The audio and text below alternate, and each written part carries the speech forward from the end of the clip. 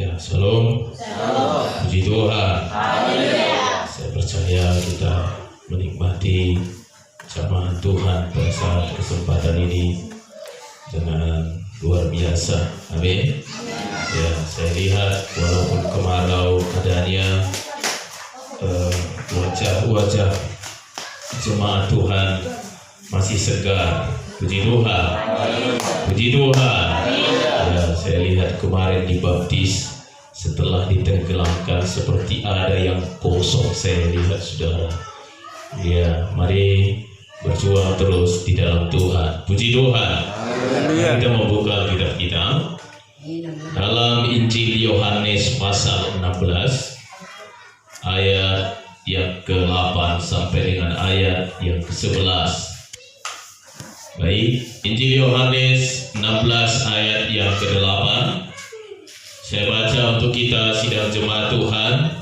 Mari kita perhatikan ke depan ini. Demikian firman Allah di dalam nama Tuhan Yesus Kristus.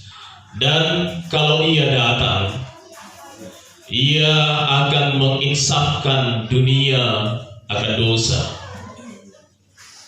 kebenaran, dan penghakiman. Ayat 9.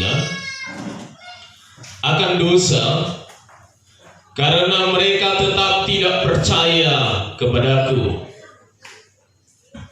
Akan kebenaran, karena aku pergi kepada Bapa, dan kamu tidak melihat aku lagi.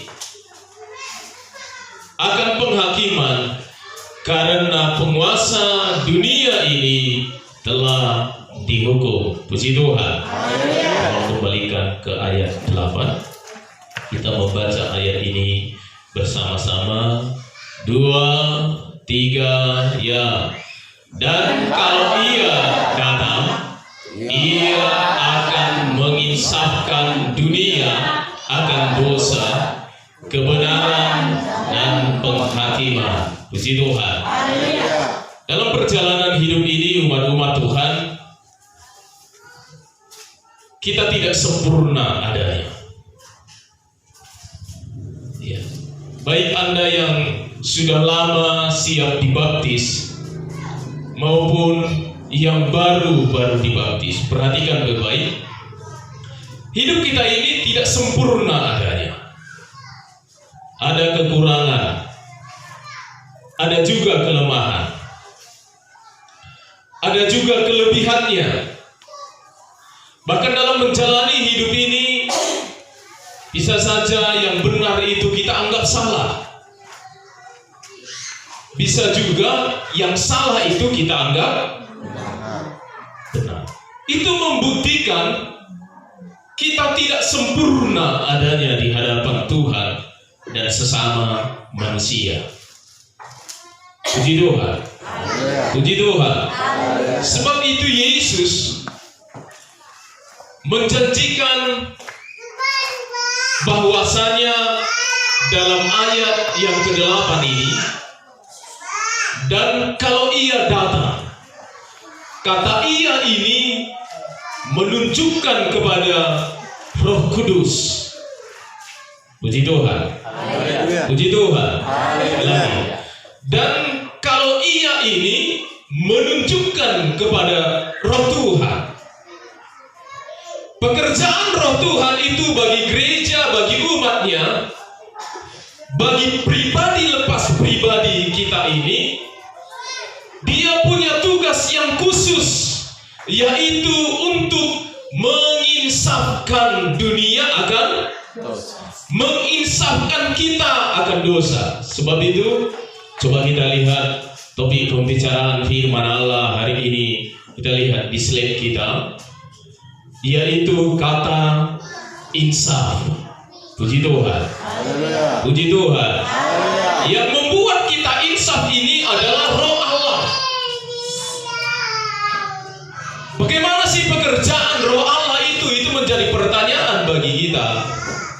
Pekerjaan Roh Allah itu di dalam hidup kita, yaitu untuk menginsafkan. Cara kerjanya adalah Dia berbicara di hati kita. Cara kerjanya Dia berbicara di di telinga kita, di mimpi kita, ia bekerja. Nah, sebab itu pekerjaannya yaitu menginsafkan kita, karena tadi saya katakan hakikatnya kita bukanlah manusia sempurna. Puji Tuhan. Puji Tuhan. Nah, tahu nggak Anda apa arti insaf?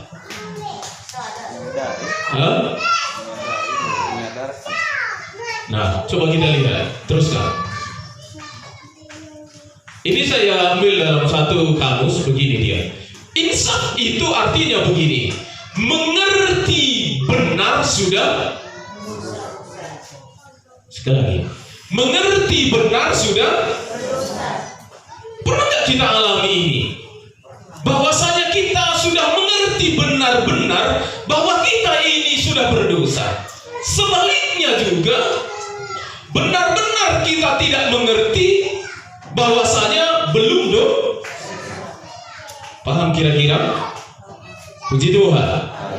Puji Tuhan. Sekali lagi, insaf ini artinya mengerti benar sudah berdosa. Ada orang sudah berdosa pun dia tidak mengerti. Dia tidak paham itu bahwasanya apa yang dia perbuat itu hakikatnya sudah dosa. Nah, sebab itu tugasnya Roh Kudus bagi kita, Roh Allah yang berdiam di hati kita, di hidup kita jemaat Tuhan sebagai manusia yang tidak sempurna adalah menginsafkan kita agar kita mengerti benar sudah berdosa. Dia tidak hanya mengerti benar sudah berdosa, dia berjalan yaitu menyadari dan mengakui. Puji Tuhan. Puji Tuhan. Nah, ini perannya. Tuhan tahu kita tidak sempurna. Begitu dia naik ke dalam kerajaan Allah, dia benar-benar sensitif memperhatikan kita umat Tuhan. Kita tidak kuat, kita tidak hidup sempurna di hadapannya. Dia tahu kita lemah, dia tahu kita penuh kekurangan. Sebab itu ketika kita sudah percaya dia Yesus Tuhan sebagai juru selamat kita, ketika kita sudah dibaptiskan, dia mengutus rohnya berdiam di hati kita. Dia berbicara di hati, di telinga, di pikiran, di mimpi kita. Tujuannya mengerti benar kita sudah berdosa, menyadari dan mengakui. Puji Tuhan. Puji Tuhan. Tapi apa yang terjadi? Kerap kali kita jemaat Tuhan tidak menyadari dan tidak mengakui. Siapa kira-kira pernah begitu? Pernah nggak kita? Halo kaum bapak? Pernah? Sudah salah tetapi tidak mengaku? Kaum ibu pernah begitu? Jangan begini. Dia yang salah, kita yang berubah. Iya si salah, kita si rubah. Dia yang salah, kita yang pernah kita begitu? Hah? Sering gak? Lalu ya si salah, kita si rubah. Kayalah senang makanan kita si rubah.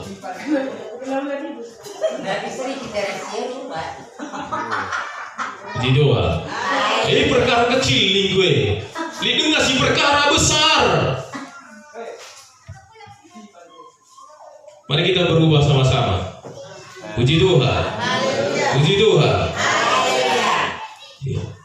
Sedangkan yang benar pun ternyata perlu dia berubah, perlu dia sadar yang benar. Menurut Anda Yesus salah enggak? Hah? Tapi apa dia bilang? Bapak ampunilah mereka, mereka tidak tahu apa yang mereka perbuat. Sebagai orang percaya, inilah pekerjaan Roh Tuhan yang harus benar-benar berkuasa dalam hidup kita. Setiap langkah, setiap dimanapun kita berada. Bisa. Puji Tuhan. Puji Tuhan. Coba buka 1 Yohanes 1 ayat 9. Kita baca ayat-ayat ini bersama-sama. 1 Yohanes 1 ayat 9.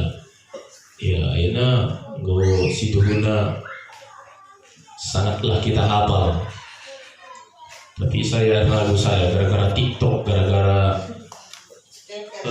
macam lah ini karaoke segala macam, lupa kita firman Allah. Ya, kita baca bersama-sama. Amin. Baik, 2, 3 ya. Jika kita mengaku dosa kita, maka Ia adalah setia dan adil, sehingga Ia akan mengampuni segala dosa kita dan menyucikan kita dari segala kejahatan. Amin. Puji Tuhan. Perlu kita mengakui, jangan bersikeras. Nah, karena pedoman ayat ini berkata begini, jika kita mengakui Ia setia, Ia mengampuni, Ia menyucikan kita, ini pekerjaan Allah. Sebab itu izinkan Roh Tuhan, jemaat Tuhan, Dia menginsafkan kita. Amin. Puji Tuhan. Puji Tuhan. Coba saya tanya, jujur saja, di rumah Bapak Samaria, siapa yang kerap kali mengalah? Bapak atau Ibu? Siapa? Bapak. Sekarang Bapak lompo, isi si lalap mengalah. Romero isi si mengalah. Si beru. Ya si beru, mata kayak. Ibu-ibu, siapa yang kerap kali mengalah? Sekarang tanya kami, siapa yang mengalah? Siapa kita jawab?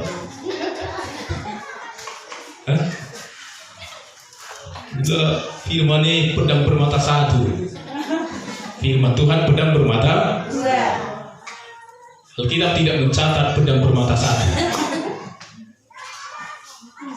Bukan untuk jemaat saja, pendeta perlu. Siapa ini? Jujurlah padaku.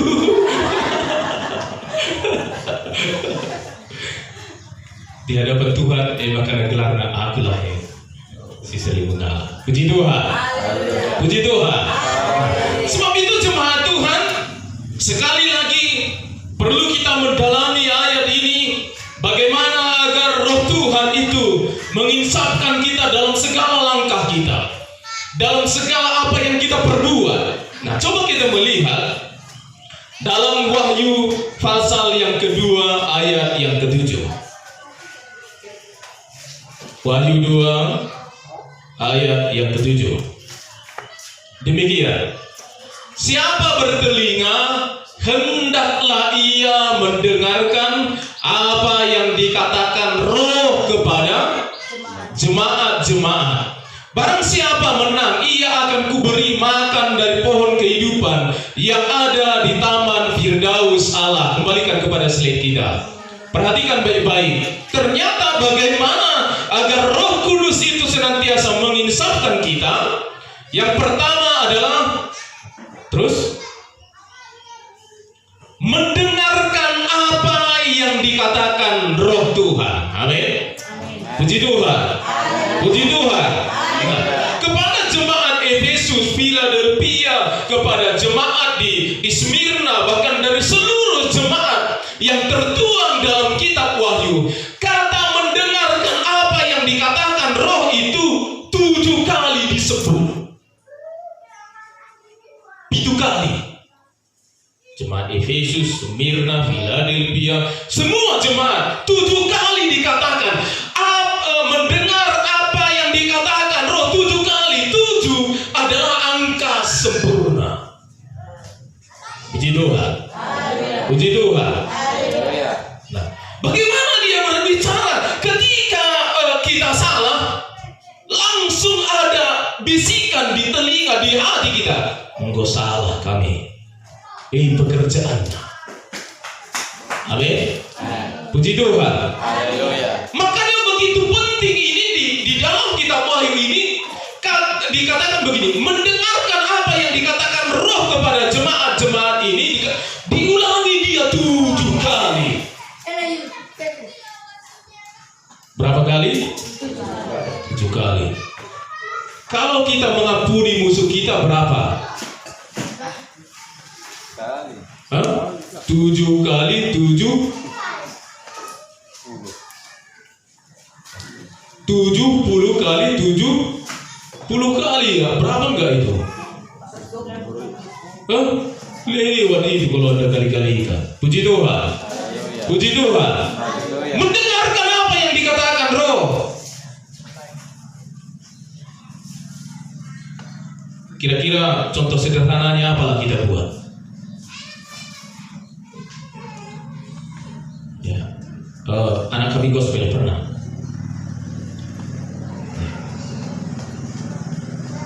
Pak, aku ambil uangmu, katanya. Dari mana? Dari kantongmu, Pak. Berapa? 1.000. Jajan dia.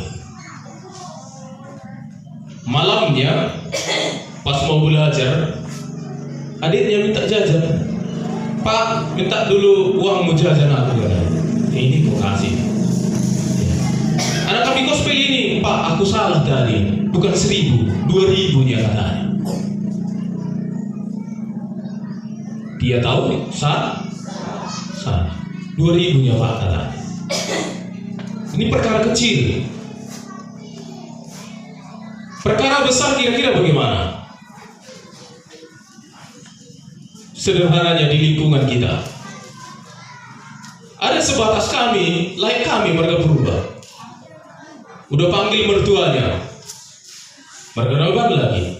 Udah pas batas ini dipatok, tak. 2 minggu lagi bergeser dia 0,5 meter. Panggil dia, kenapa ini bergeser lagi? Memang itu batasnya katanya. Sadar nggak dia itu? Nggak sadar dia kan? Bahwasanya awal pertamanya itu sudah dipatok, bergeser dia 0,5 meter. Pernah kita begitu? Di sini saya percaya nggak ada. Puji Tuhan. Puji Tuhan. Puji Tuhan. Ada di kampung kami anak ayamnya cuma 5. 2 hari lagi tambah 2, jadi diakuinya memang 7 anak ayamnya. Sadar nggak dia itu? Ini orang Kristen, nggak sadar dia. Seandainya dia sadar dan insaf dia, tentunya ada yang berbicara di hatinya. 2 hari lo gak cangkue, pulihkanlah. Dia pasti berbicara dia. Puji Tuhan. Puji Tuhan. Sebab itu dengarkan apa yang dikatakan Roh. Amin. Dengarkan. Dia berbicara bukan seperti kepada Musa lagi. Di mana ketika Tuhan ingin berbicara kepada Musa, maka Tuhan turun ke Gunung Sinai. Di Gunung Sinai ini maka awan gelap petir menyambar, tidak bisa hewan bahkan manusia menyentuh gunung ini, pasti akan mati karena kemuliaan Allah di situ. Enggak seperti itu lagi Tuhan berbicara bagi kita. Dia berbicara di hati kita, di pikiran, di telinga, di mimpi kita. Puji Tuhan. Puji Tuhan. Puji Tuhan. Itu yang pertama. Bagaimana agar diinsafkan senantiasa? Dengarkan dia. Kalau kita panggil anak kita, oh sianu sekali, nggak didengar. Kita panggil dia kedua kali, nggak didengar. Kita panggil dia 3 kali, nggak didengar. Kita panggil dia 4 kali, nggak datang juga. Kira-kira bagaimana kita? Pernah. Lah. Kami dengar. Kami. Apa yang naik? Tensi kita naik kan? Gak aku dengar aku ngomong, dengar aku panggil. Nah, demikian dengan Roh Tuhan. Kalau sudah berulang-ulang kali dia berbicara bagi kita, kita tidak mendengarnya. Kita tidak pedulikan dia. Apa yang terjadi selanjutnya? Coba lihat Efesus 4 ayat 30.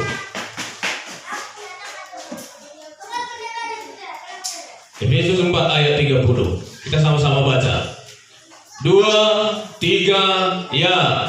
Dan janganlah kamu mendukakan Roh Kudus Allah yang telah memeteraikan kamu menjelang hari penyelamatan. Kembalikan kepada slide kita. Poin yang kedua. Ternyata poin yang kedua, bagaimana agar Roh Kudus senantiasa menginsafkan kita. Maka yang kedua, jangan mendukakan Roh Kudus. Amin. Nah, arti kata dukakan ini begini, menyusahkan atau menyedihkan. Nah, menyusahkan dan menyedihkan ini sebab akibat berulang-ulang kali dinasehati, berulang-ulang kali ditegur, kita tidak dengarkan. Akhirnya apa yang terjadi? Roh Tuhan yang ada pada kita itu berduka dia.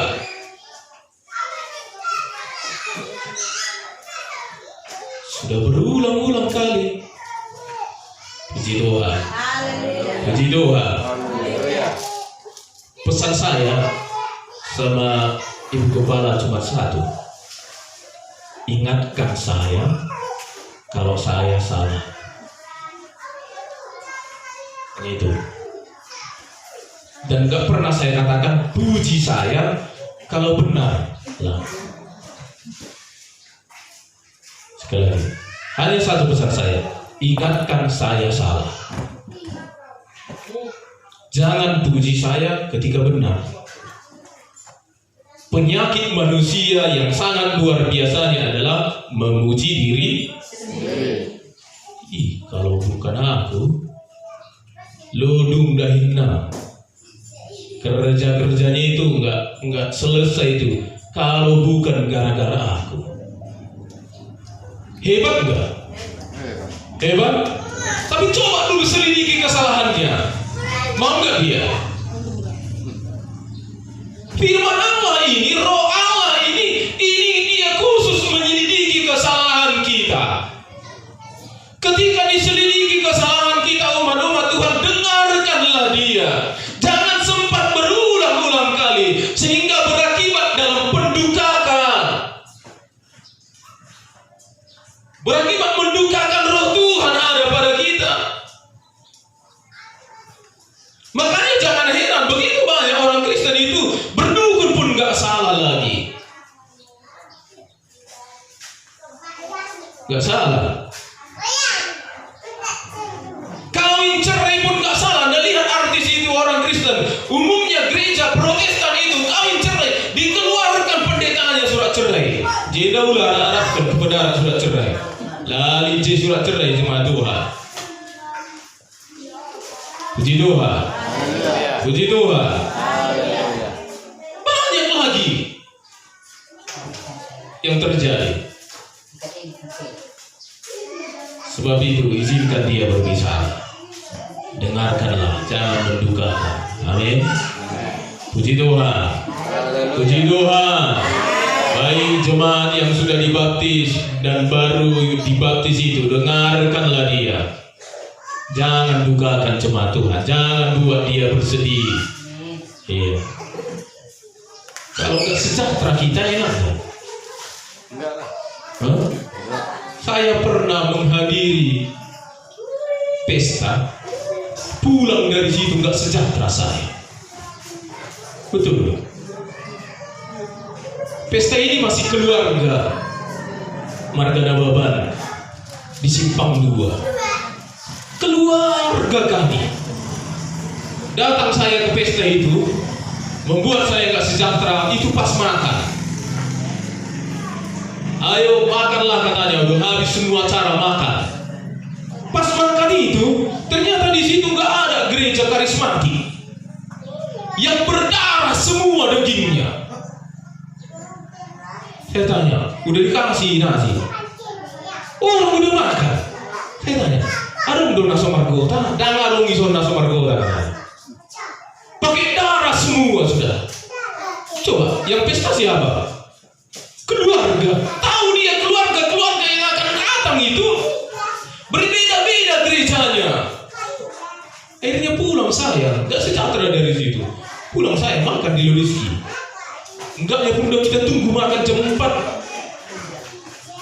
Nggak sejahtera.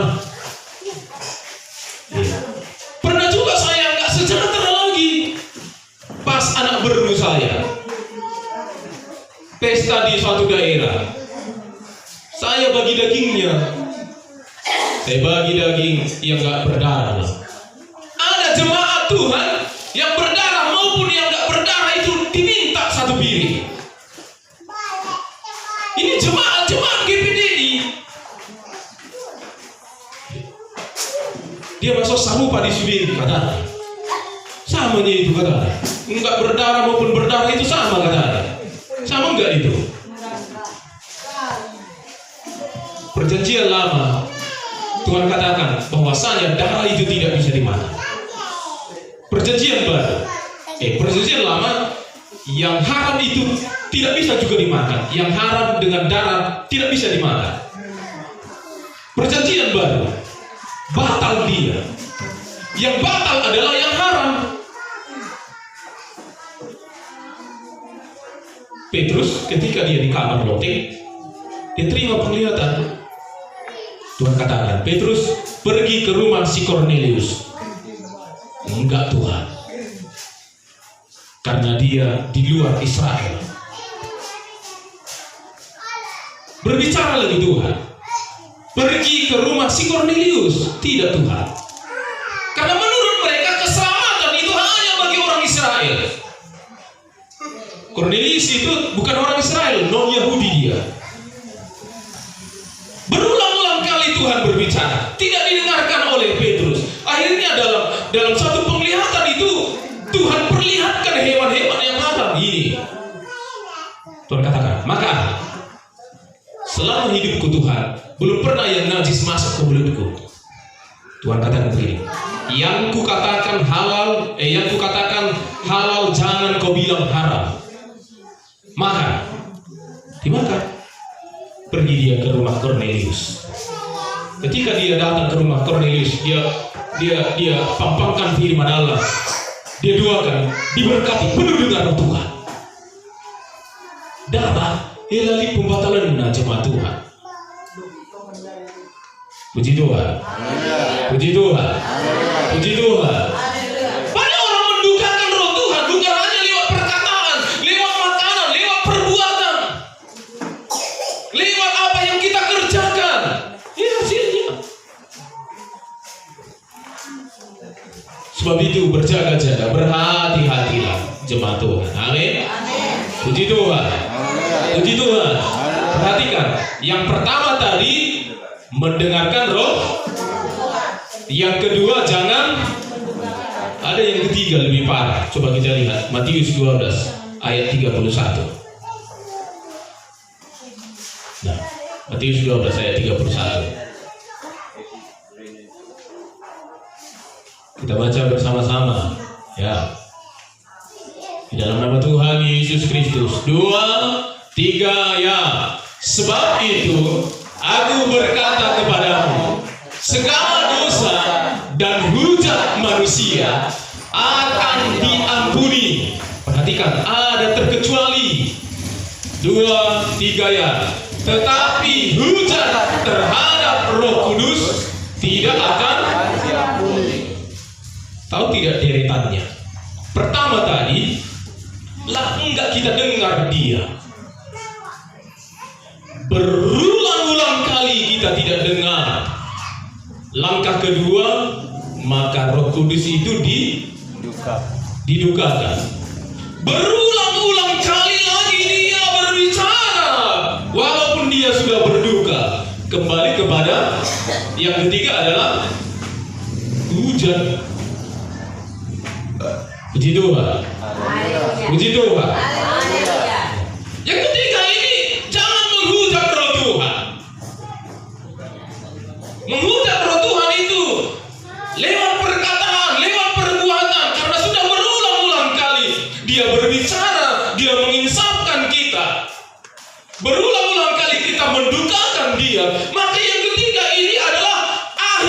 segalanya perjalanan kekristenan kita itu menghujat. Ternyata kalau orang menghujat dikatakan tidak akan tidak diampuni. Selagi ada kesempatan, izinkanlah dia berbicara, menasihati kita. Amin. Puji Tuhan. Suami, istri, katakan. Kalau salah aku ingatkan. Awalnya tadi saya katakan kita tidak manusia yang ada kelemahan. Sama saya pun ingatkan Bapak Ibu, gak usah sungkan. Gak usah. Tahu tidak siapa yang mempertobatkan Raja Daud ketika dia berzina? Tahu tidak? Ada seorang nabi yang tidak terkenal, yang jarang tampil dia di rumah Allah. Tuhan berbicara bagi Nabi, ingatkan si Daud. Sekarang Nabi, dia bilang, Daud, kau sudah berdosa. Daud seorang raja. Daud tidak memegang kekuasaannya itu untuk membunuh Nabi itu, tidak. Untuk menantang pembicaraan Nabi itu, tidak. Justru Daud apa katakan? Aku berdosa kepada Tuhan. Dia pergi ke kamarnya, dia meratap, dia menangisi. Saling mengingatkan. Amin. Puji Tuhan. Puji Tuhan. Pertanyaannya yang susah begini, kita nggak mau diingatkan, merasa benar sendiri. Ternyata begini dia. Mendobrak pertumbuhan kerohanian kita harus kita kerjakan, jemaat Tuhan. Jangan dengarkan dia, jangan mendukakan, jangan menghujat. Itu mendobrak kerohanian kita. Puji Tuhan. Puji Tuhan. Dan lagi, bersiap sedialah dinasihati, diingatkan. Amin. Puji Tuhan. Puji Tuhan. Saya agak sempurna bagi istri saya itu sempurna. Harus begitu caranya. Amin. Baik, kita berdoa. Mari kita